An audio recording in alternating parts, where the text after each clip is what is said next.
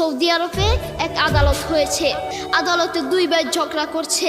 এক ভাই বলছে মাকে আমি রাখবো, আরেক ভাই বলছে না মাকে আমি রাখবো। দোনো ভাই ঝগড়া করছে মাকে ঘরে রাখার জন্য। এরপর এক ভাই মাকে নিয়ে চলে যাচ্ছে, আরেক ভাই মাটিতে গড়া দিতে দিতে অবস্থা খারাপ। সৌদি আরবে আদালত হয় মা বাবাকে ঘরে রাখার জন্য, আর আমাদের দেশে আদালত হয় মা বাবাকে ঘর থেকে বের করার জন্য, ঠিক কি না? যুবক, তোমাকেই বলছি, তোমার বন্ধু তোমার আপন নয়, তোমার বউ তোমার আপন নয়, তোমার শ্বশুর শাশুড়ি তোমার আপন নয়। এই পৃথিবীর বুকে আপন হলো তোমার মা এবং তোমার বাবা। করোনা আসার পরে প্রমাণ করে দিয়েছে কে আপন। এক মেয়ে তার মাকে ফোন করে বলছে, মা আমার স্বামীর করোনা হয়েছে। মা বললেন সাবধান, তার কাছে যাবি না, আমি সকালে সিএনজি পাঠিয়ে দিব, তুই টপ করে সিএনজিতে উঠে যাবি। এটার নাম দুনিয়া, এটার নাম দুনিয়া। করোনা হওয়ার পরে বন্ধুর কাছে যায় নাই, করোনা হওয়ার পরে শ্বশুর শাশুড়ির কাছে যায় নাই, করোনা হওয়ার পরে স্বামী স্ত্রীর কাছে যায় নাই, কিন্তু করোনা হওয়ার পরে এখনো ইতিহাস আছে মা তার ছেলেকে গিয়ে চুমু খেয়েছে।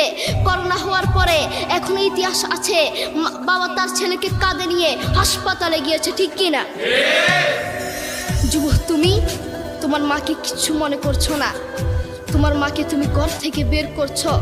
ছেলে বিদেশ থেকে এসে শ্বশুর বাড়িতে গিয়েছে, তারা তাকে উল্টাপাল্টা বুঝিয়েছে।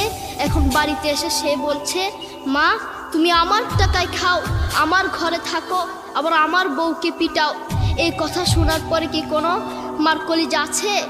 মা বাথরুমে গিয়ে আধা ঘন্টা কাঁদতে লাগলেন, কেঁদে অজু করে নামাজে দাঁড়ালেন। নামাজ পড়ে আল্লাহর কাছে বলতে লাগলেন, আল্লাহ তুমি আমার মার উপর রাগ করিও না, আমার ছেলের উপর রাগ করিও না, ও ভুল করেছে, তুমি আমার ছেলের উপর রাগ করিও না, আমি আমার ছেলেকে বুঝাবো। এরপর মা গিয়ে ছেলেকে বুঝাচ্ছেন, বলছেন বাবা তুমি আমাকে বের করে দিবা, সমস্যা নেই, তুমি আমাকে বের করে দিও, কিন্তু আমার একটা স্বপ্ন আছে। ছেলে বললেন কি স্বপ্ন বলেন? মা বললেন তুমি বাজারে গিয়ে একটা পাকা আম নিয়ে আসবা, এসে তোমার বুকের উপর রাখবা, সকালে উঠে ওটা আমি খাবো। এরপর ছেলে বললেন আচ্ছা ঠিক আছে। ছেলে বাজারে গিয়ে একটা পাকা আম নিয়ে আসলো, এসে বুকের উপরে রাখলো। 5 মিনিট না যেতেই সেই আম পিঠের নিচে পড়ে চ্যাপ্টা হয়ে গিয়েছে।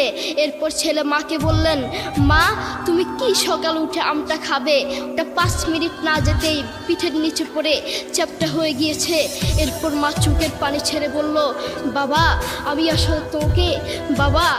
আসলে তোকে খাওয়ার জন্য বলি নাই, আমি আম খাওয়ার জন্য